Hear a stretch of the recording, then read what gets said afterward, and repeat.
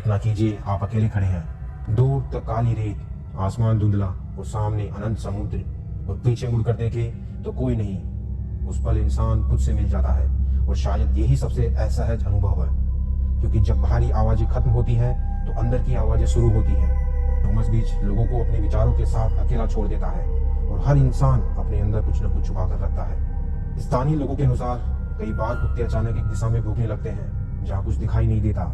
कुछ पर्यटकों ने कहा उन्हें लगा जैसे किसी ने नाम लेकर पुकारा, लेकिन आसपास कोई नहीं था। अब जरा सोचिए, अगर आपका दिमाग ऐसी आवाज सुने जो वास्तविक भी लगे और असंभव भी, तो आप किस पर विश्वास करेंगे, अपने कानों पर या तर्क पर? कुछ लोगों ने यह भी कहा रात में वहां ज्यादा देर रुकने पर बेचैनी बढ़ने लगती है, जैसी जगह आपको जाने के लिए कह रही हो। आप थोड़ा गहराई से सोचते हैं, मानव मस्तिष्क पैटर्न खोजता है। जहां अस्पष्ट आवाज होती है वहां शब्द बना देता है, जहां छाया होती है वह आकृति बना देता है। समुद्र लगातार आवाज पैदा करता है, और जब आप अकेले होते हैं तो आपका दिमाग उन आवाजों में अर्थ ढूंढने लगता है।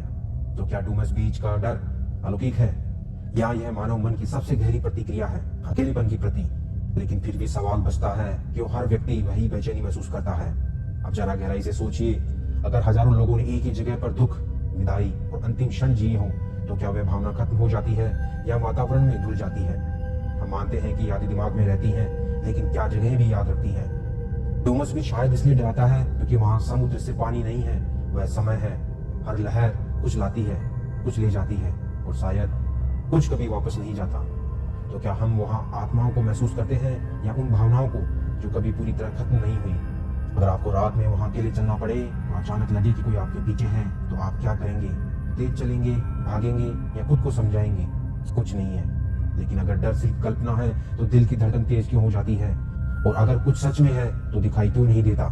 शायद डर का सबसे खतरनाक रूप वही है जिसका कोई प्रमाण नहीं होता।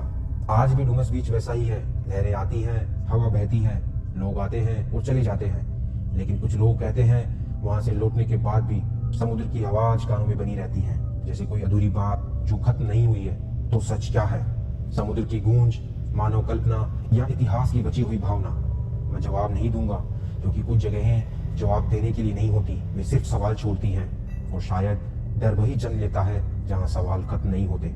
मैं था आपके साथ, और आज हमने सिर्फ एक समुद्र नहीं देखा, बल्कि उस खामोशी को सुना जो शायद हमेशा से हमें बुला रही थी। क्योंकि दुनिया में कुछ रहस्य पूरी तरह सुलझते भी हैं और हमेशा अनसुलझे भी रहते हैं, क्योंकि यही है सुलझे रहस्य।